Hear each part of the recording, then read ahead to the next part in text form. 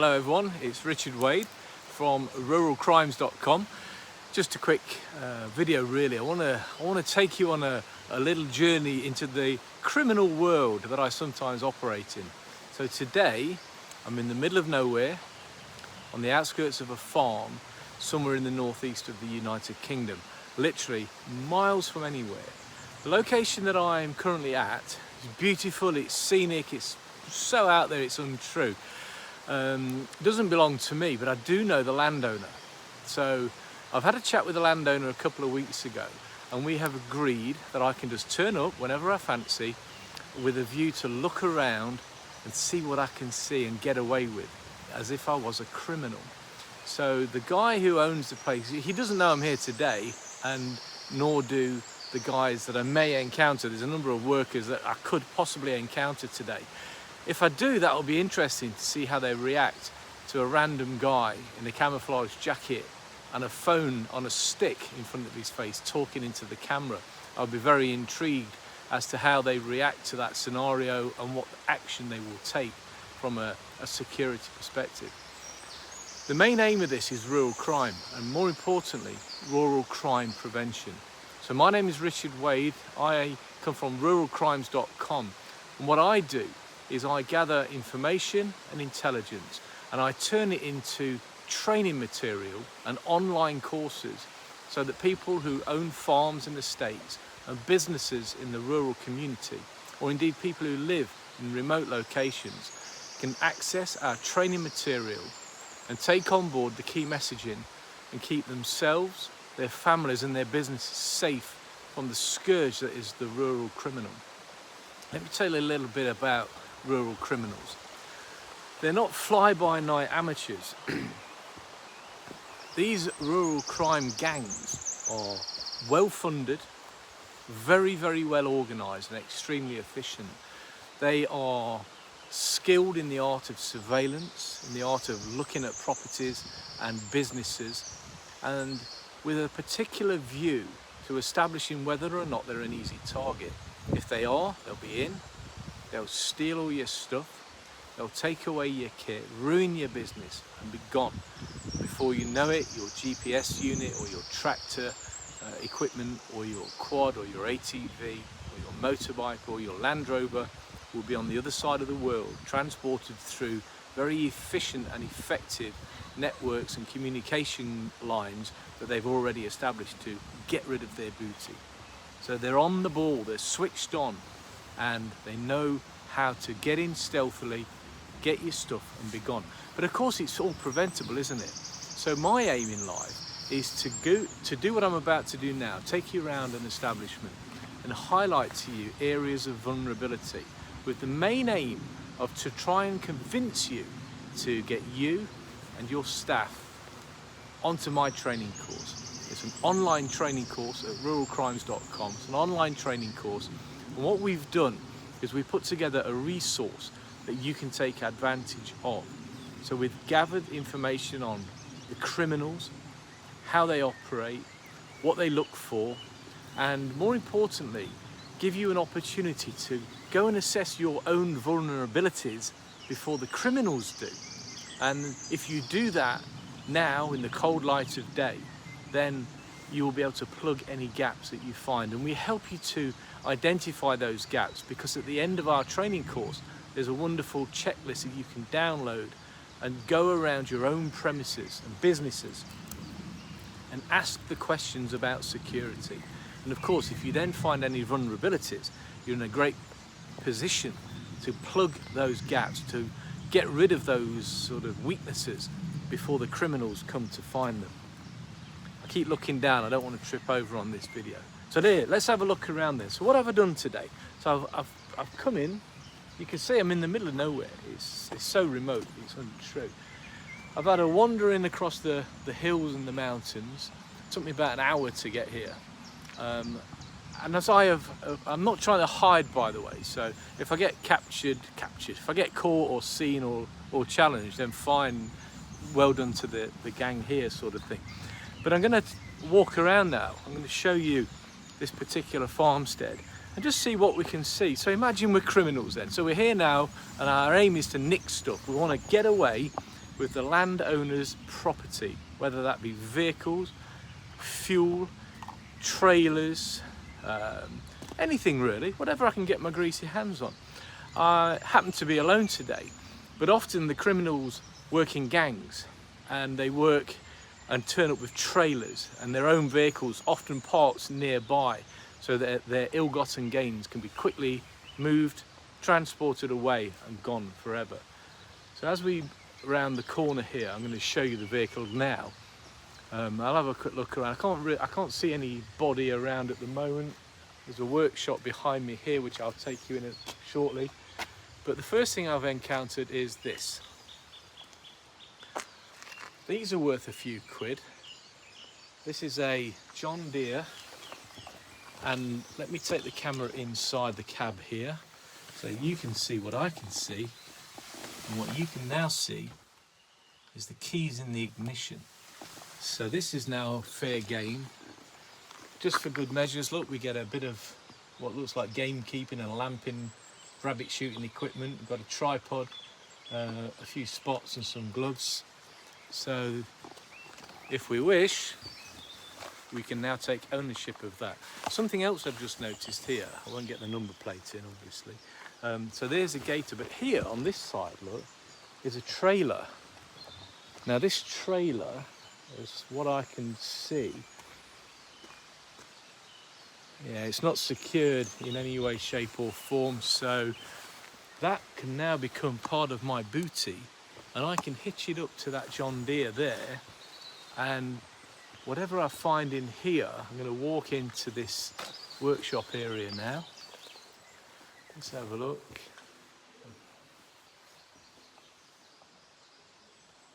I can hear voices. I can hear voices further away. I'm going to be brazen. Why not? What have I got to lose? If I get caught, I get caught. Hopefully I do. Let's hope I do get caught. However, here I've got another John Deere. And guess what? Keys are in the ignition. There's another one. This one is a little bit more difficult to get away with. I'm going to leave the door open. But what I've noticed is the door here. Here's the chains. They're not secured. They could be padlocked in there, but they're not. So I could have that away, that John Deere, I could have through there. Let's go and have a look. There's another vehicle here, a Hilux 4x4. Guess what? So all I've got to do, if I want that, I don't know what they cost, I bet they cost about 40k or something. If I want that, all I've got to do is open that door there, up with the chains, or I might come back later. You hear the voices? Let's, oh, we're getting a bit brazen now. I just want to point something out to you while I'm being really cheeky. You can see all this kit, all fair game. And here,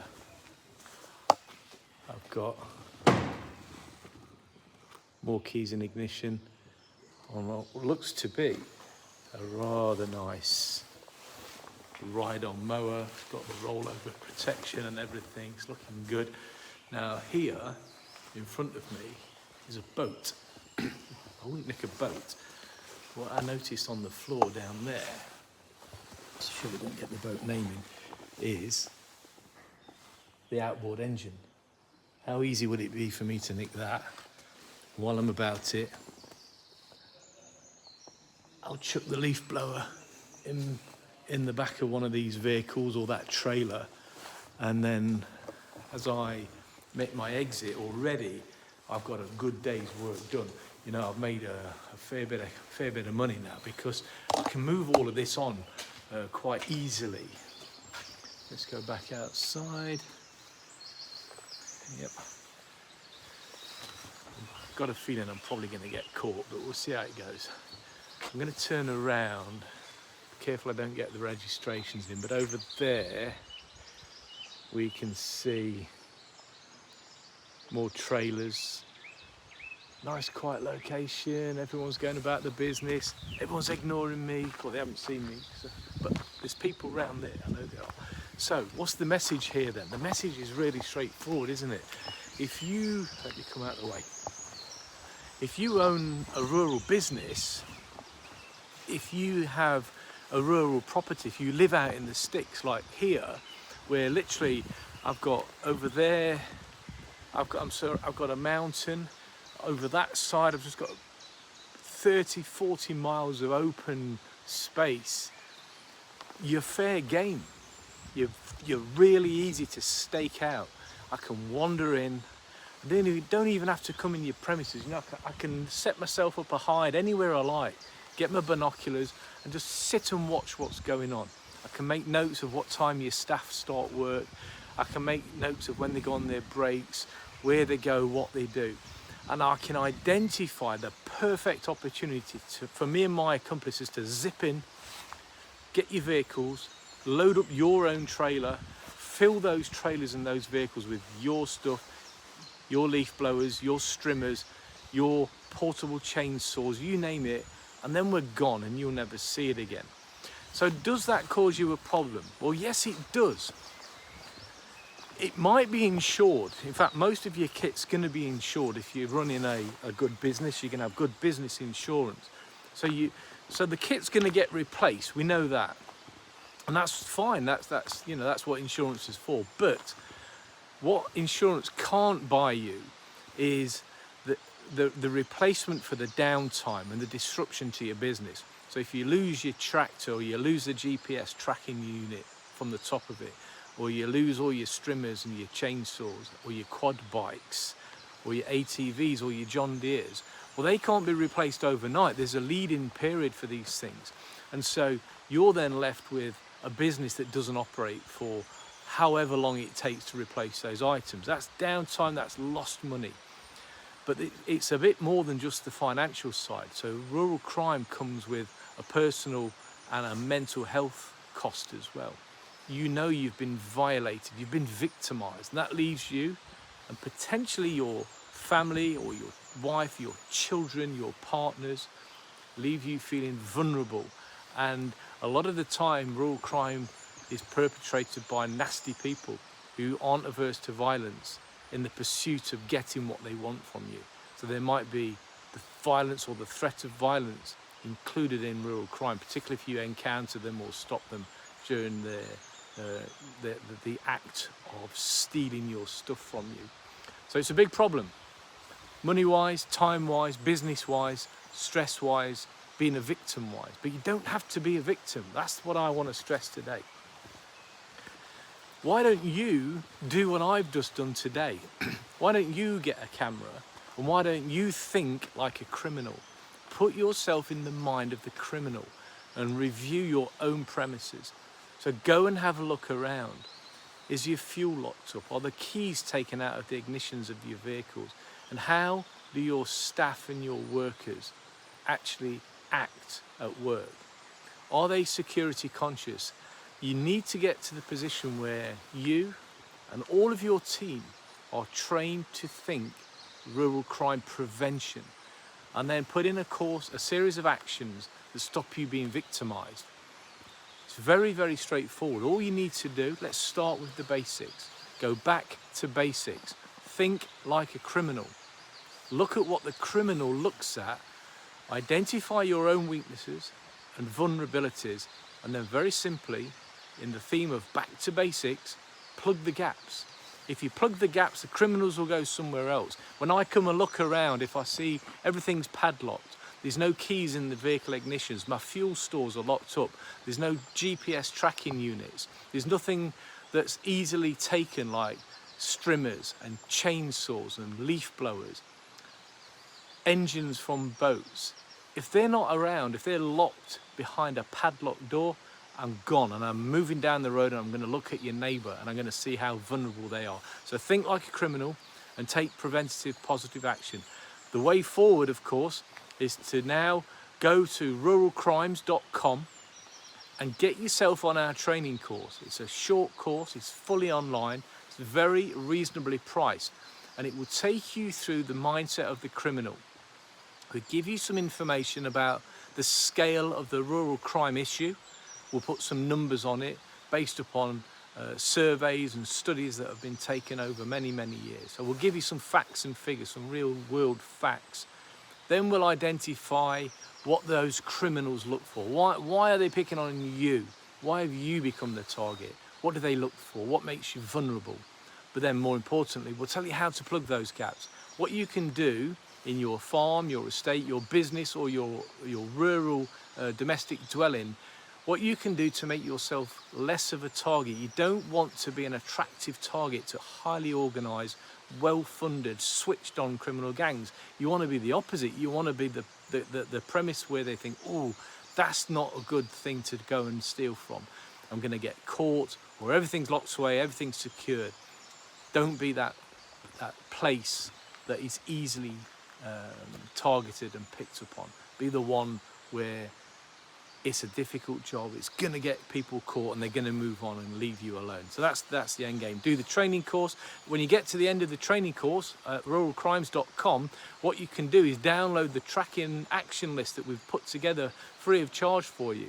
Print it off, walk around your premises, and it'll tell you exactly what to look for, and you can tick off as you go. Yes, it's good.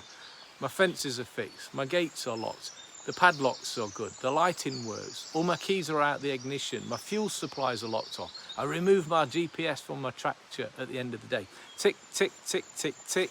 And at the point where you find something that you're not doing, that you should be doing, put a cross, add it to the action plan. And by going through that process, you'll be trained and informed, and more importantly, you'll have an action plan to make you more safe. But then you need to think wider than that. You're okay, but what about your team? What about your staff? Put them through the training course, or as a minimum, brief them on what you have learned through the training process, and make sure that they become your eyes and ears. There's no point in you being safe as houses and your staff are leaving vehicle keys and ignitions, or they're not locking the fuel supplies once they've refueled the vehicle, or they're leaving GPS tracker units on tops of Land Rovers or tractors or combine harvesters. So it's a team approach you need to develop within your business or your surroundings on your estate or your domestic environment. You need to develop a positive safety culture. It's back to basics, and it's developing a positive culture. And the only way you can do that is by having everybody singing from the same song sheet. Trained people with knowledge and information that they can then put into action and do stuff on a regular basis. Security needs to become what we do around here, day in, day out, morning, noon and night. No ifs, buts and maybes. Security is the number one priority. So thank you for listening. I hope that's been of interest to you. I'm now going to load up my trailer. I'm going to steal I think I'll take the 4x4 Hilux. That looks rather attractive.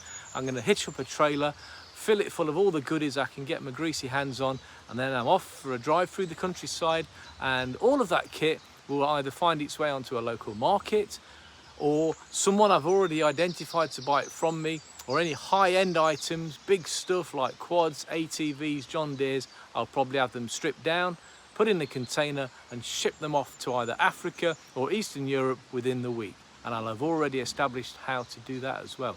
So they're organised, they're funded, and they're very clever gangs. Let's not become one of their victims. If you need any advice, reach out to me, Richard Wade, ruralcrimes.com, and I will be delighted to assist if I can. Take care everyone, and lock up your stuff. Thank you.